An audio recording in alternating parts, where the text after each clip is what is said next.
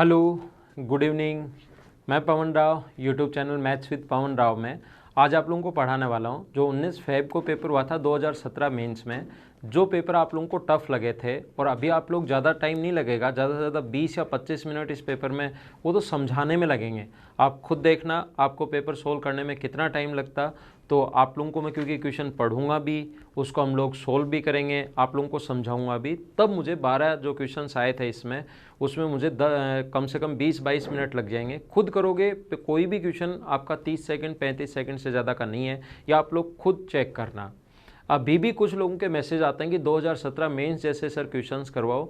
एक बार मैंने जो थ्योरी जिस स्टैंडर्ड से पढ़ी थी वो आप लोग देखिए, उसके बाद मैंने टफ सीरीज एक चलाई थी वो आप लोग देखिए, जितने क्वेश्चंस अभी तक मैं करवा चुका हूँ उसको आप लोग देखो, और फिर 17 मेंस के क्वेश्चंस आप लोगों को कैसे लगते हैं ये आप लोग कमेंट बॉक्स में 100% लिखना। तो आज का पेपर अपना 19 फेब को जो हुआ है वो है, 17 और 18 के 2 पेपर हो चुके हैं। 17 और 18 फेब को जो पेपर हुए थे वो मैं आपको सोल्व करवा चुका हूँ।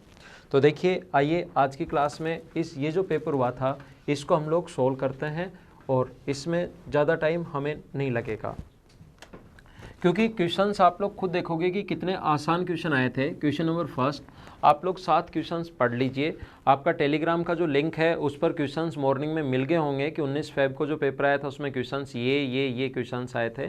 तो अब हम लोग करते हैं, और पहला क्वेश्चन आप लोग पढ़िए, और जब आप लोगों के सामने क्वेश्चंस होंगे तो मैं आप लोगों को बताते भी चलूँगा। गिवन है ये चीज़ दी हुई है, तो क्वेश्चन सामने होना ज़रूरी भी नहीं है, फिर भी मैं एक बार सामने क्वेश्चंस डलवा देता हूँ कि ताकि आप लोग एक बार पढ़ लो।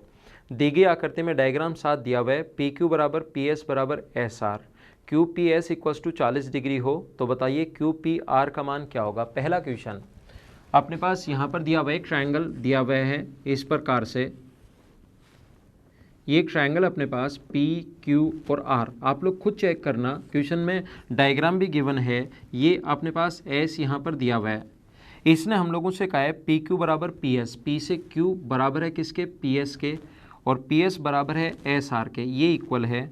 और ये वाला एंगल क्यू पी एस अगर 40 डिग्री हो, ये वाला एंगल अगर 40 डिग्री हो, देन आप लोग क्यू पी आर का मान बताइए। मुझे आप लोग ये बताओ, ये एंगल अगर 40 डिग्री है, एक ट्रायंगल की 2 साइड अगर इक्वल है, जो कि गिवन है, ये सारी चीज़ें दी हुई हैं, ये इक्वल ये दिया हुआ है, ये 40 डिग्री दिया हुआ है, और हमें पूछा है कि एंगल क्यू पी आर कितना होगा। तो क्यू पी आर कितना होगा ये हम लोगों से पूछा गया है। अब एक दिन में मैं एक पेपर सोल्व करवाता हूँ, बाकी सारे क्वेश्चन मैं करवाऊंगा उस पेपर के, कोई आसान होगा तो, और जो टफ होगा तो वो सारे क्वेश्चन ही मैं करवाता हूँ। तो देखिए, ये 40 डिग्री है, तो अपने पास ट्रायंगल के तीनों एंगल्स का सम होता है 180 डिग्री, ये दोनों बराबर बराबर हैं, तो 140 बचा, तो इसके सामने का एंगल ये और इसके सामने का एंगल ये बराबर बराबर होगा 70 और 70।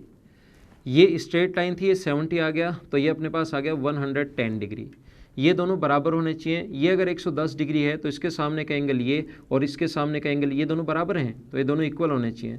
ये 110 डिग्री है तो एंगल बचा 180 होता है, बचा अपने पास ये भी 35 डिग्री और ये भी अपने पास 35 डिग्री। जो भी पूछा है सारे एंगल आ गए। वैसे हमें ये पूछा है तो 40 और 35 को ऐड कर देंगे, आंसर आ जाएगा 75 डिग्री। अब देख लो कितना आसान क्वेश्चन था। सारे क्वेश्चन से आप लोग खुद भी कर सकते हो, ये बात आप लोग ध्यान रखना, अपने आप भी आप लोग सोल्व कर सकते हो अगर थोड़ी सी कोशिश करोगे तो। अगला क्वेश्चन मैं फिर से समझाता हूँ। अगला क्वेश्चन नंबर 2 अपने पास लिखा हुआ है, सेकंड नंबर क्वेश्चन, इसमें आप लोग भी पढ़ लीजिए। त्रिभुज पी क्यू आर में सी इसका केंद्रक है, ट्रायंगल पी क्यू आर में सी केंद्रक है, P Q 30, Q R 36, P R 50, D Q R का मध्य बिंदु है, तो सी डी की लंबाई क्या होगी। एक इस प्रकार से ट्रायंगल अपने पास पी क्यू आर, ये ट्रायंगल है पी क्यू आर, इसका डी मिड पॉइंट है और सी इसका केंद्रक है, इसका मतलब ये मीडियन है, सी इसका केंद्रक है और डी मिड पॉइंट है। मिड पॉइंट को मिलाने वाली लाइन हमेशा मीडियन होती है।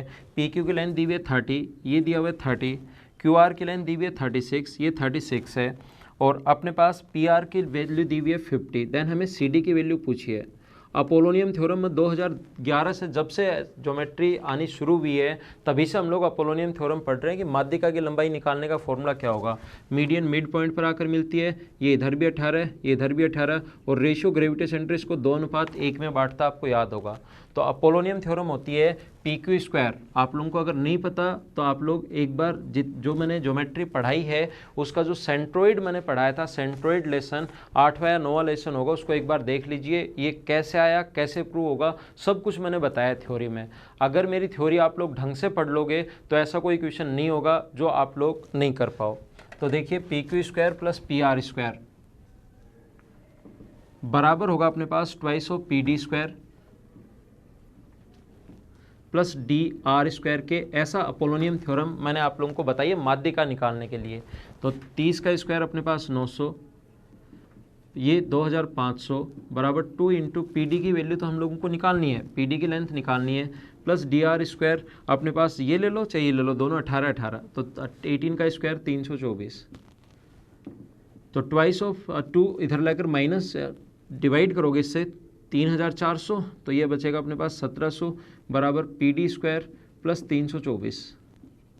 यहाँ से 300 अगर माइनस करोगे आप लोग तो इसमें से बचेगा 1376 बराबर पी डी स्क्वायर, और रूट लोगे तो पी डी की जो वैल्यू आ जाएगी वो आ जाएगी रूट में अगर करोगे तो इसका 16 गुना अपने पास 16 गुना 86 आ जाएगा, तो 4√86।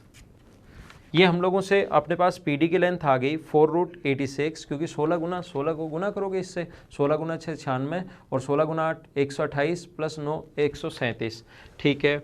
और 16 का रूट लेकर बाहर ले आओगे, ये आ गया। हमें इसकी लेंथ नहीं पूछी, हमें सी डी की लेंथ पूछी है, तो अपोन में तो हम लोग लिख देंगे 4√86, अपोन में तो लिख देंगे 3 और गुना कर देंगे 1 से, तो ये अपना आंसर आ जाएगा 4/3 इंटू √86, ये अपना आंसर है।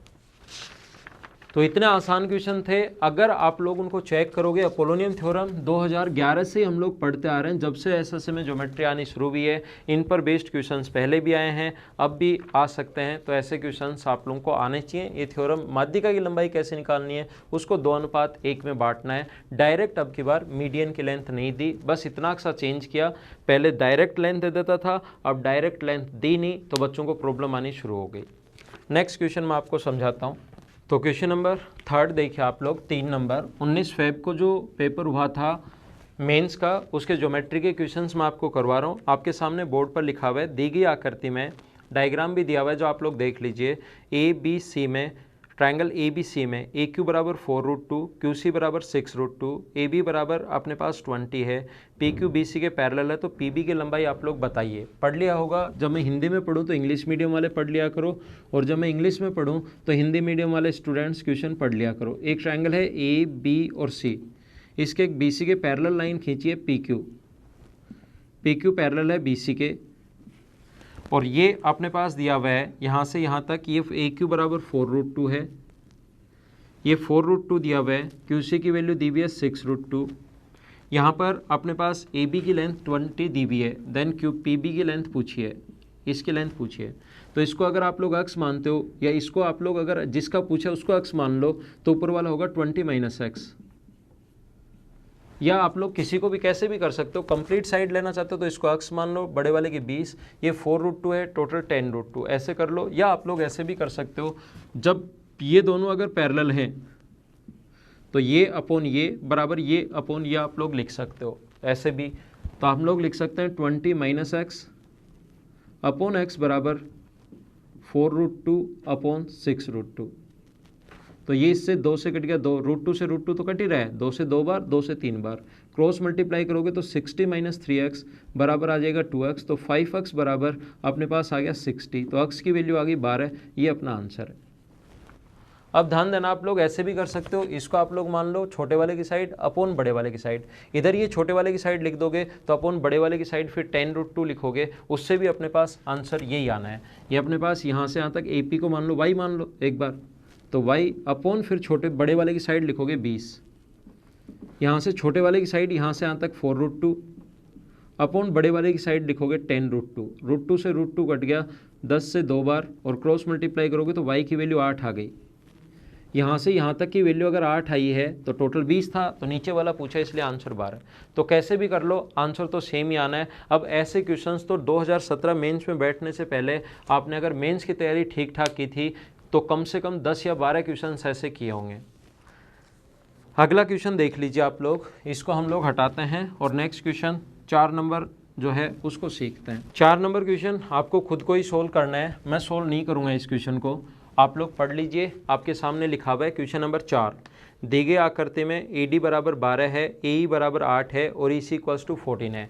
ये क्वेश्चन जब मैं 2017 मेंस पढ़ा रहा था तो ऐसे 2 क्वेश्चन करवाए थे और ये 18 मेंस में भी आया, 18 जो अपना है पेपर जो 18 तारीख को हुआ था, 18 फेब को, उसमें भी आया है और ये 19 फेब में भी आया, दोनों में आया हुआ क्वेश्चन है। तो आप लोग पिछला जो पेपर था 18 फेब वाला वो देख लीजिए, उसमें मैंने समझाया आप लोगों को A, B और C। अगर अपने पास ये वाला एंगल D और E, ये D है, ये E है, ये 70 डिग्री और ये 70 डिग्री अगर हो तो फिर दोनों के दोनों ट्रायंगल ABC, क्योंकि 70 होने के कारण बराबर, ये कॉमन होने के कारण बराबर, तो ट्रायंगल ABC फिर सिमिलर हो जाता है किसके साथ, AED के साथ। और सिमिलरिटी से बुझाएं समान अनुपात में और उसको आप लोग सोल्व कर लीजिए। तो क्वेश्चन आपके सामने है, ABC कोई भी ट्राई इसके साइड्स दी हुई हैं और समान अनुपात से क्वेश्चन हो जाएगा। जो स्टूडेंट नहीं कर पाए 18 फेब वाला जो पेपर है, पिछला जो पेपर मैंने सोल्व करवाया उसको देख लीजिए आप लोग प्लेलिस्ट में और उसको आप लोग वहाँ से सोल्व कर लीजिए। सेम क्वेश्चन है, अपने आप करने की कोशिश करना। नेक्स्ट क्वेश्चन देखिए, क्वेश्चन नंबर 38, क्वेश्चन नंबर 38 नहीं, क्वेश्चन नंबर 5 जो पेपर आया था उसका 38 क्वेश्चन था ये, इसलिए मैंने वो वाला नंबर बोल दिया है, लेकिन अपनी क्लास के अकॉर्डिंग ये क्वेश्चन नंबर 5 होगा। जिस पेपर में आया था वो पेपर मैंने प्रिंट आउट निकलवाया, उसका क्वेश्चन नंबर 38 था ये। तो देखिए मैं आप लोगों को समझाता हूँ। 2 वृत्तों की त्रिज्याएँ दी हुई हैं 9 और 12, दोनों वृत्तों के केंद्र के मध्य की दूरी 15 है। तो बताइए सामान्य जीवा की लंबाई क्या होगी। तो ध्यान रखना अपने पास इनकी रेडियस 9 और कॉमन कोड की लेंथ पूछी है, ये अपने पास 9 है, ये अपने पास 12 है और दोनों सेंटर्स के बीच की डिस्टेंस है 15। अगर आपने मेरे क्वेश्चंस थोड़े से ध्यान से देखे हैं तो मैंने बताया था कि ये क्वेश्चन 3 तरीके से आता है, सेम हो सकता है मैंने उसमें यही क्वेश्चन करवाया हो और ये हर साल ही मैं ये क्वेश्चंस भी करवाता हूँ। देखो अपने पास जब भी अपने पास ये कॉमन क्वेश्चंस होते हैं और वही काफ़ी सारे क्वेश्चंस तो वही आए हैं। अपने पास इस टाइप का क्वेश्चन 3 तरीके से पूछता है, या तो इक्विलेटरल ट्रायंगल दे दे 9 9 9, या तो इक्विलेटरल ट्रायंगल देगा तो इक्विलेटरल ट्रायंगल की हाइट हम लोग निकाल लेंगे √3/2 इंटू साइड और कॉमन कोड की लेंथ के लिए गुना कर देंगे 2 से, क्योंकि इतना ही नीचे की तरफ होगा, जितना ऊपर है उतना ही नीचे की तरफ होता है। अगर इक्विलेटरल ट्रायंगल बने तो हाइट निकाल लेंगे √3/2 इंटू साइड, गुना कर देंगे 2 से। तो मैंने बताया था क्वेश्चंस करवाते टाइम भी मैंने बताया था, एक बार मेरे क्वेश्चंस आप लोग देखिए, आपको समझ में आएगा कि या तो अपने पास यहाँ पर इक्विलेटरल ट्रायंगल बनेगा, या अपने पास राइट एंगल ट्रायंगल बनेगा, या स्केलन ट्रायंगल बनेगा। 3 ही कंडीशन बन सकती हैं, या तो राइट एंगल ट्रायंगल बनेगा, या इक्विलेटरल ट्रायंगल बनेगा, या अपने पास बनेगा कौन सा ट्रायंगल, स्केलन। तो स्केलन की हाइट क्या होती है वो भी आप निकाल सकते हो, लेकिन अब की बार तो राइट एंगल ट्रायंगल बन गया है। तो 9 का स्क्वायर 81, 12 का स्क्वायर 144, 225, 15 का स्क्वायर हो रहा है। तो बताओ राइट एंगल ट्रायंगल का क्या एल्टीट्यूड की लेंथ निकाल सकते हो क्या। तो इसका तरीका होता है, और ये मैंने कम से कम 1000 बार बताया होगा थ्योरी पढ़ाते टाइम। 9 और 12 को तो गुना करते हैं और 15 का भाग देते हैं, 3 से 3 बार, 3 से 5 बार, तो 36/5 का मतलब ये आ गया 7.2, और जितना ऊपर है इतना ही नीचे की तरफ होगा। तो कॉमन कोड की अगर लेंथ पूछी है तो गुना करना पड़ेगा 2 से, तो ये आ गया 14.4। ये हर क्लास में मैं समझाता हूँ और समझाते टाइम, ये क्वेश्चन करवाते टाइम मैं समझाता हूँ इसको। ये जो क्वेश्चन अपनी संख्या होती हैं 12, अपनी जो संख्या होती है 15, 20 और 25, जो मैंने क्लास में क्वेश्चन करवाया, तो 15, 20, 25 से 15 का स्क्वायर प्लस 20 का स्क्वायर 25 का स्क्वायर, तो उस क्वेश्चन में आता है 15, 20/25, तो 5 से कट गया 5 बार, 5 से 3 बार और 5 से 4 बार, तो ये 12 और 12 गुना 2 24 आंसर। अब संख्याएं तो चेंज करेगा ही, 15, 20 और 25 की जगह 9, 12 और 15 दे दिया, तो अपने पास क्वेश्चन में आंसर आप लोगों को निकालना आना चाहिए जब संख्याएँ चेंज करें। तो ये जो क्वेश्चन है 3 तरीके से आता है। तो राइट एंगल ट्रायंगल बनेगा, और राइट एंगल ट्रायंगल में आपको पता है कि एल्टीट्यूड की लेंथ कैसे निकालते हैं, इन दोनों का गुना करते हैं और कर्ण का भाग देते हैं, एक क्वेश्चन। दूसरा, इक्विलेटरल ट्रायंगल कभी बन जाए ऐसे, तो फिर इक्विलेटरल ट्रायंगल की हाइट निकाल लो √3/2 इंटू साइड, और उसको गुना करना पड़ेगा फिर 2 से, क्योंकि ये हाइट आएगी उसकी इतनी, और कॉमन कोड इससे डबल होगी। तीसरा, स्केलन ट्रायंगल बनेगा कभी कभार यहाँ पर 4, 5 और 6। तो स्केलन ट्रायंगल की हाइट हम लोग कैसे निकालते हैं, ये जब ट्रायंगल का एल्टीट्यूड मैंने पढ़ाया था उसमें मैंने शीर्ष लंब जो पढ़ाए थे, ऑर्थो सेंटर जब मैं पढ़ा रहा था उस टाइम मैंने बताया था। तो इसकी लेंथ निकालो, वहाँ से देखो जिसको नहीं निकालनी आती, और अपने पास गुना कर दो 2 से, तो इधर वाले की लेंथ आ जाएगी। तो ये इस टाइप से 3 क्वेश्चन बनते हैं। एक क्वेश्चन यही कॉमन क्वेश्चन है, क्वेश्चन नंबर अपने पास जो 5 लिखा हुआ है वो। चलो अगला क्वेश्चन मैं समझाता हूँ आप लोगों को। क्वेश्चन नंबर 36, अगला 6 नंबर।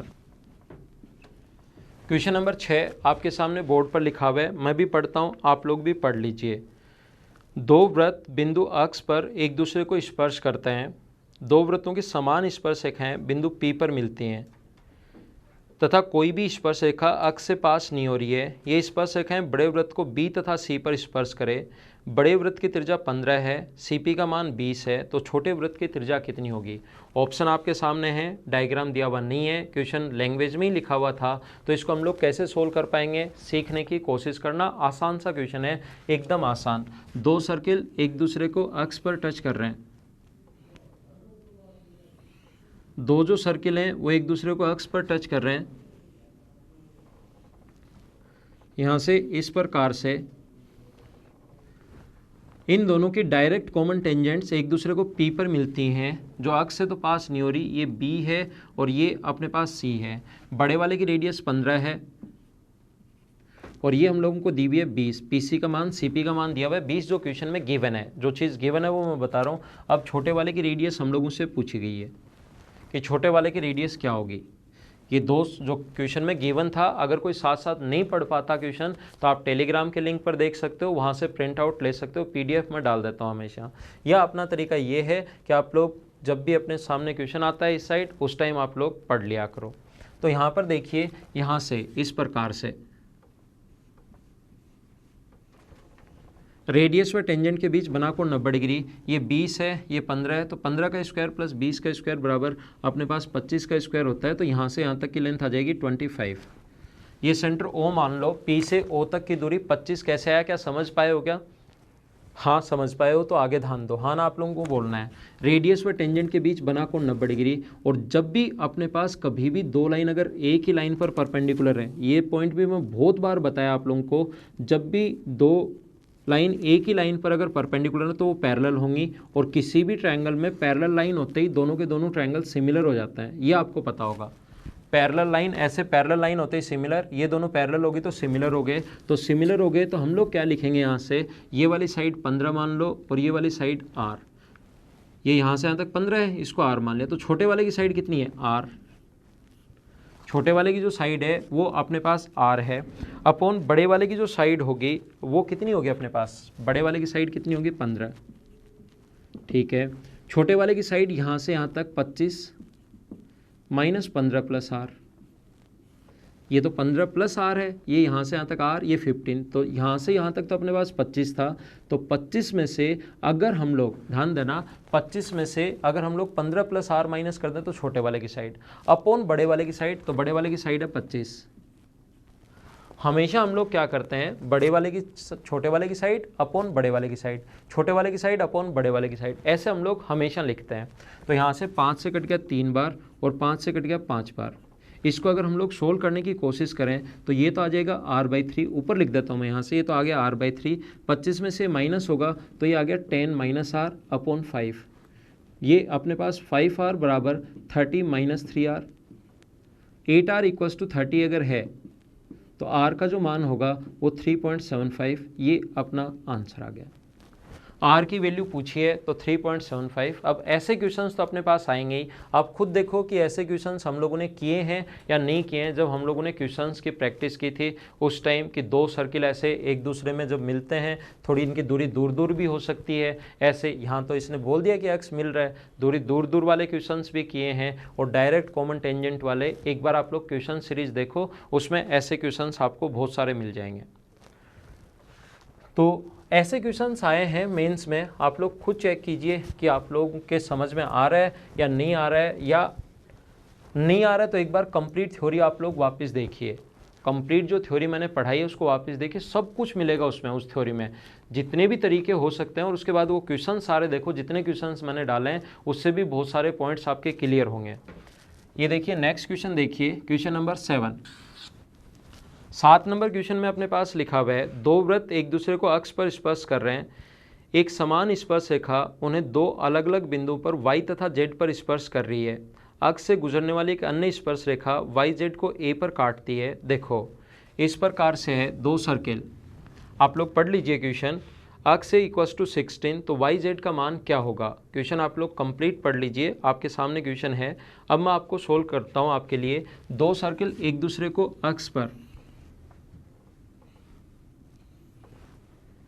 एक डायरेक्ट कॉमन टेंजेंट इसको मिलती है y पर और इसको मिलती है z पर।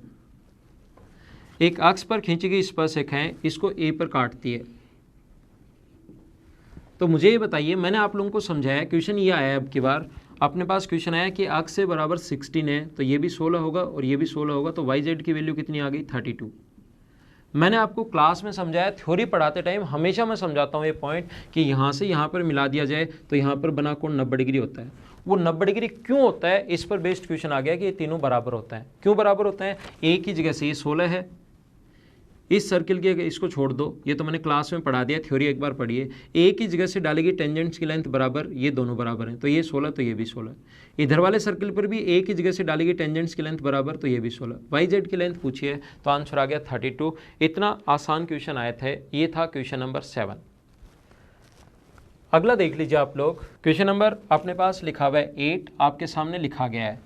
एक सर्किल पर अपने पास 8 पॉइंट समान दूरी पर हैं, तो एफ डी एच का मान क्या होगा। एक वृत्त पर 8 पॉइंट समान दूरी पर हैं। एक चीज़ ध्यान रखना, क्वेश्चन पढ़ लिया होगा आपने, एक चीज़ ध्यान रखना, अगर कोई भी अपने पास रेगुलर पॉलीगन अगर है, जरूरी नहीं इसने तो सर्किल पर दे दिया ठीक है, लेकिन कोई भी अगर अपने पास रेगुलर पॉलीगन है A B C D E F G H, हो सकता है उसके 8 साइड हो सकता है 10 साइड हो सकता है 12 साइड हो सकता है 50 साइड हो, तो उसके द्वारा अपने पास एक तो बाहर की तरफ हम लोग सर्किल, इसने तो खुद ने दे दिया, एक सर्किल पर 8 पॉइंट है, तो एक तो इसके बाहर की तरफ हम लोग सर्किल खींच सकते हैं और एक इसके अंदर की तरफ सर्किल खींच सकते हैं। ऐसा मैं आप लोगों को बता चुका हूँ। इसके द्वारा सेंटर पर बना एंगल, प्रत्येक पॉइंट के द्वारा सेंटर पर बना एंगल जो होगा वो होगा एक 360/8, क्योंकि 8 साइड है, एक पॉइंट पर बना एंगल 360, इस पर बना एंगल जो होगा सेंटर पर, ये बाहर से सर्किल खींच सकते हैं। हम लोगों से जो एंगल पूछा है वो इसने पूछा है कि एफ डी एच का मान क्या होगा, एफ डी एच की वैल्यू क्या होगी। तो इसके द्वारा आप लोग हमेशा जो भी जहाँ पर भी पूछा है, कोई प्रॉब्लम नहीं है, ये जहाँ पर भी पूछा है आप लोग एक काम करना, इसके द्वारा सेंटर पर बना एंगल आप लोग देखिए, इसके द्वारा सेंटर पर बना जो एंगल होगा ये वाला एंगल, ये कितना होगा। तो ये 2 के द्वारा बना है, एफ जी और जी एच द्वारा बना है, तो एक द्वारा बना एंगल अपने पास 45 डिग्री है, इसके द्वारा भी 45 डिग्री होगा।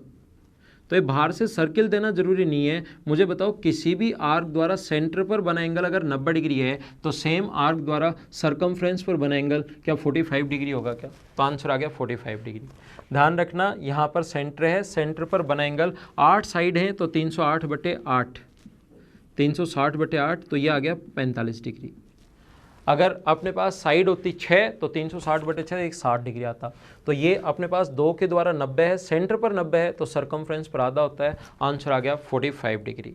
ये क्वेश्चन आप लोग पॉलीगन देखिए, उसमें मैंने बताया कि बाहर से सर्किल खींच सकते हैं और एक अंदर से भी खींच सकते हैं। अंदर वाला यहाँ काम का नहीं है, बाहर सर्किल इसने खुद ने भी दे दिया, वैसे नहीं देता कि कोई भी रेगुलर ऑक्टागन है तो भी अपने पास ये वाला क्वेश्चन इस टाइप से सोल्व होता। हमेशा इसको याद रखना। 9 नंबर क्वेश्चन आपके सामने बोर्ड पर लिखा हुआ है, आप लोग देख लीजिए। दी गई आकृति में ओ वृत्त का केंद्र है, Q O R equals to 50 degree, then R P Q का मान बताइए। क्वेश्चन का डायग्राम दिया हुआ है, आपके सामने क्वेश्चन है, उसको आप लोग पढ़ लीजिए। ओ इसका सेंटर है, मैं बता देता हूँ जो गिवन है। इस प्रकार से क्वेश्चन है, ये पी ओ क्यू, ये अपने पास आर है और ये यहाँ से यहाँ पर मिलाया इसने कहा है हम लोगों को Q O R 50 degree, Q O R ये वाला एंगल 50 डिग्री है। देन आर पी क्यू का मान क्या होगा, आर पी क्यू का मान ये वाला एंगल पूछा है। तो ये रेडियस हमेशा इक्वल होती है, ये 50 डिग्री अगर है तो फिर 130 बचा, 130 में ये भी 65 होगा और ये भी 65 होगा। 2 साइड बराबर तो सामने के कोण भी बराबर। व्यास द्वारा, क्योंकि ये सेंटर है, व्यास द्वारा परिधि पर बना कोण होता है 90, ये 90 है, ये वाला 90 है, ये 65 है, तो तीसरा एंगल बचा 25 डिग्री। यही अपना आंसर है और यही हम लोगों से पूछा गया है। तो ये था अपने पास क्वेश्चन नंबर 9। अगले क्वेश्चन पर चलते हैं हम लोग, क्वेश्चन नंबर 10 पर। देखिए आप लोग, क्वेश्चन नंबर 10 में अपने पास लिखा हुआ है, क्वेश्चन नंबर 10 में अपने पास लिखा हुआ है कि तीन, देखो डायग्राम बना हुआ है R1 R2 R3, डायग्राम अपने पास बना हुआ है और इस प्रकार से आप क्वेश्चन देख लीजिए। और R2 बराबर हम लोगों से पूछा है कि क्या होगा। ऐसा आप लोग मेरी थ्योरी जो मैंने पढ़ाई है उसको एक बार पढ़िए, अपने आप आपका आंसर होगा। क्यों होगा ये वहीं पता करो आप। थ्योरी में मैंने जब भी थ्योरी आप लोगों को पढ़ाई है उसमें चीज़ें मैंने कंप्लीट सारी चीज़ें पढ़ाई हैं, और ये चीज़ें अगर आप लोगों को पता है, ये चीज़ें अगर आपको पढ़ी हुई है थ्योरी, तो आप लोग आसानी से कर पाओगे R1 R2 और R3। R2 बराबर जो होता है वो होता है रूट में R1 इंटू R3, ये अपना आंसर है। तो ये थ्योरी अगर आपकी पढ़ी हुई थी, आधे सेकंड का भी क्वेश्चन नहीं है। किसी को लगता है कि सर ये क्यों होता है, तो मैंने सर्किल जो पढ़ाया था उसकी थ्योरी आप लोग पढ़ लीजिए, बहुत अच्छे से कंप्लीट थ्योरी मैंने आप लोगों को करवाई है, उसको आप लोग देखिए जिससे आपको अच्छे से समझ में आएगा। चलो नेक्स्ट क्वेश्चन हम लोग देखते हैं, क्वेश्चन नंबर 11 नंबर में अपने पास लिखा हुआ है ABCD एक आयत है, P भुजा AB पर एक बिंदु है जैसा कि दी गई आकृति में दर्शाया गया है। डायग्राम दिया हुआ है, क्वेश्चन आप लोग देख लीजिए।